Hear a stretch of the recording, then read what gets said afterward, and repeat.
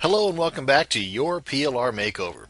In this video, we're going to cover some quick and easy methods of modifying the stock images that came with your PLR marketing package. Now, along with everything else mentioned so far, changing the graphics is an important part of making your PLR product unique and profitable. And this is the product that we're going to be using in our image makeover or graphics makeover. And if you recall in the prior videos, I had showed you the end result.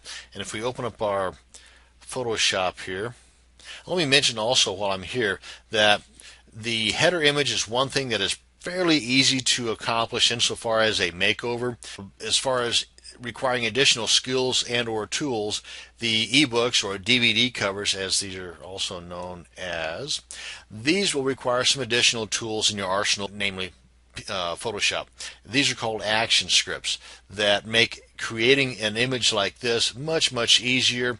Otherwise, you're going to be at this for some time, and it takes a skill set that is way beyond the scope of this video to describe. So the action script basically allows you to fill in the blanks of a template that it provides you. You hit a button and then it makes this stuff for you. So I mean, it's really click, simple, done. And we're going to cover that here in just a second, but I did want to mention that this is something that if you do not have the action script that allows this image to come about or this image to come about, then there are places online where you can go to get similar, not as eye-popping gorgeous if you ask me, but you can get those items that are similar to this.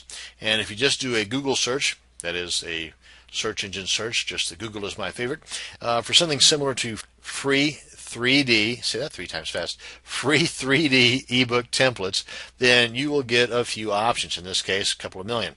Now then you can adjust this if you want to spend a couple of bucks and just get rid of the word free, and you'll probably have a few more to choose from. Now then, if you just do this and come through here, and you'll find several options to pick and choose from that may or may not require Photoshop. Some of these are just items that you can use with a typical image editor, where you just splash in color on this 3D ebook and throw in some text. Now again, it may not have the pizzazz or the wow effect that this does, but you know, if all else fails, this is something that you can fall back on. Again, these are some great ideas here, and remember, you get what you pay for more times than not. And you may in fact come across a couple of action scripts for your Photoshop. You might come across some action scripts in here that are free that you can then simply load into your Photoshop and go to town and make something that is comparable to this. But again, enough of that. Let's go ahead and get into our Photoshop. Now again, since we are kind of constrained here in size because of the video size here, I am making things a little bit well, if you have Photoshop or get the trial version of Photoshop to accomplish this, then you'll see what I'm talking about. These are just some of the older tools, or some of the tools involved here that I'm going to be kind of shoving out of the way. But this is the item right here, the layers. This is what you will not have in a JPEG or a GIF. You won't have the layers to work with, and you are greatly limited in what you can do. In some cases with this, for example, you might be able to blot out the text and put in text in its place. Sometimes you'll be given images like a JPEG header image that has no text, which makes your job a little bit easier in just simply adding text, but you are not going to be able to add a lot of pizzazz to that particular text. I mean, it's just, you are greatly limited if you do not have these source files. So get out of here. So now we were lucky enough in this instance to have the source file, the PSD of the images. So with this, we're able to simply make some adjustments, like we can, with this one selected, these are the layers here. If we want, we can just get rid of these things here, and we're left with a blank canvas. Basically, all we got to do here is just change the color. And to change the color, you can click here on the foreground. That brings up the color picker. Choose the color of your preference, and you want to make this something that will go hand in hand with those ebook covers or DVD covers and the rest of the background of your sales page. So keep the whole broad picture in mind when you're choosing your colors. And again, you can always come back here and make those changes later on if you want to. But after you've chosen the color of choice, you then choose your paint bucket here and make sure that you have the layer that you're wanting to change the color of highlighted or selected. Come on up here and you'll see the paint bucket here, because if you don't have the right image or the right layer selected, then you can see that the paint bucket ain't going to be there, and you try to click, you're going to get an error message. Okay, so avoid that by just selecting the image, or the layer rather, that you want to add the color to. Bam, there you go. And that's how you can add the color to the background. Then you can just simply come in here and make adjustments according to the text.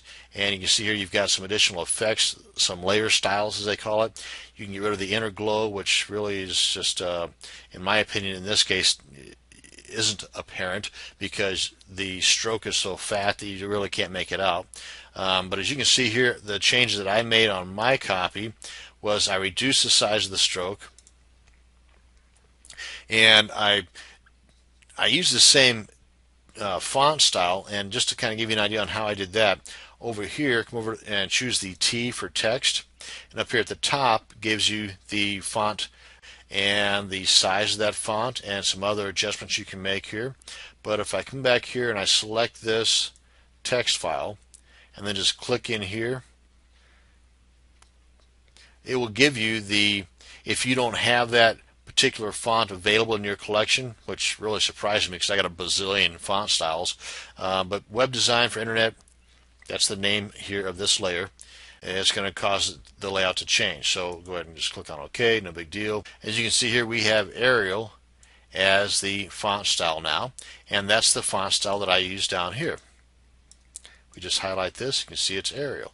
Now you can also change this if you want, because one of the cool things about images is that it does not matter what the visitor or the viewer of your graphic has in their font collection, because it will be sealed within your image here.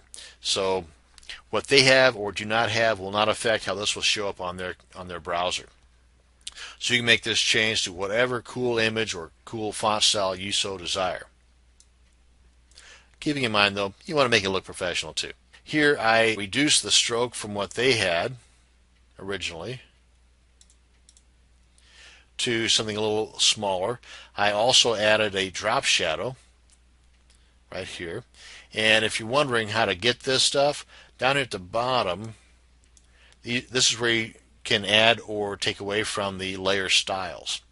Now then, if we just click on that, it'll give us the choices here, and if you click on the blending options, that'll bring up the selection here where you can make choices over here as well. Same thing. And you just click on the item that you want to add or adjust, and over here gives you the properties that you can make those adjustments from. As you can see right down here, whenever I move this slider bar over, it adjusts the drop shadow size, the spread, and the distance. Okay, so play around with this stuff. I mean, trust me, this is something that you will not learn in a few minutes, something that you will not learn from a 4 or 5, or in this case possibly 10-minute video. Just something that will come with time and experience, but if you don't start, you'll never get it. So by all means, if you don't have Photoshop or GIMP, get it. It's something that will definitely come in handy at some later point, if not, right away. A tool that you will want in your arsenal of tools of your internet marketing. But that's going to be pretty much it. Again, I don't want to go into too much detail and drag this out into a long and drawn out Photoshop video, because I just wanted to show you how you can make some adjustments using the PSD files, the source files that were given to you, hopefully, in our marketing package of your PLR product. So by making some adjustments here and there, you will hopefully end up with something that is much different than what you started off with, and that's the key here. Now, as far as those action scripts, let me show you. In this case, I was also provided what they call a flat, which is the beginnings. Let me bring this over here. The template, rather, of one of those action scripts. And there's really not a lot to it in this example. Sometimes they're pretty elaborate, but likewise with our header, we come in here and we just make some adjustments on the background color. And if we pull down the layers here of our flat, we can see that there are a lot of things that can be done just as we did with our header image.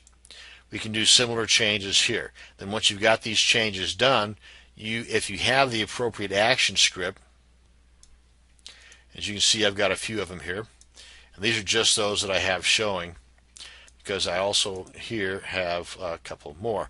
So depending upon how extreme you want to go and what kind of a collection you want to acquire, and how in-depth your graphic makeover will be, not just with this product, but with future products.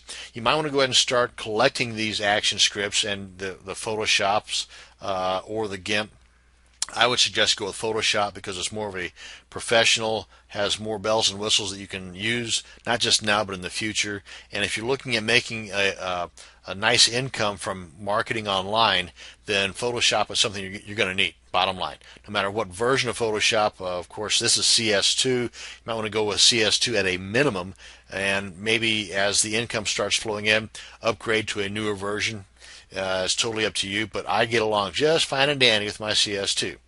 So that's pretty much it. Now, as far as these action scripts, just to kind of show you how this works, this is what I've made out of my, the guides that they provided me with this PSD flat here.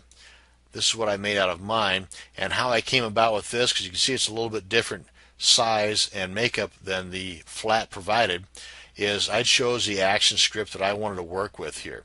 And let me see, which one was it? Box, CD, spiral book. And with these action scripts, you've got at least a couple of steps. And in this case, we're going to create the template, and you just highlight that. And then down at the bottom here, I don't know if I had less of them, you'd be able to see better. You got a play button and a stop button. You just click on play, and in the background here is going to create that cover. And then from this cover here, I added the images and the graphics that you see right here. Then after that was completed, I went ahead and went to the second step, clicked on go, and it goes through all the processes, and depending upon the extreme nature of that particular image, you will end up with something like this. For example, let me get this guy out of the way here, get this guy out of the way here, and I will select this one, the one that I made, and click on go, and let's see what happens. The action script is actually a macro or a recording of each individual step that the creator of that action script went through to create this particular image from an image similar to this. And you can see this here is only at 8%. Let's bump this up to 50%. Get this out of the way here. You can see the immense detail this image is just in the bindings here. But that's pretty much it. That's the benefit behind having Photoshop and things what they call action scripts. You can produce items like this. And in an upcoming video, when we put our mini site together with the new graphic, you're going to see how this looks compared to the original mini site here. And that's going to bring us to the end of this video on your graphics makeover. I hope you learned something. I wish I could spend more time with you on explaining ins and outs of Photoshop and the GIMP, but that just goes way beyond the scope of this particular video. But I'm sure we got your appetite whetted enough to be able to get out there and make some adjustments to set your PLR product outside of the cookie cutter look that everybody else has that also purchased your particular PLR package. Thank you very much for watching this video. You have a great day.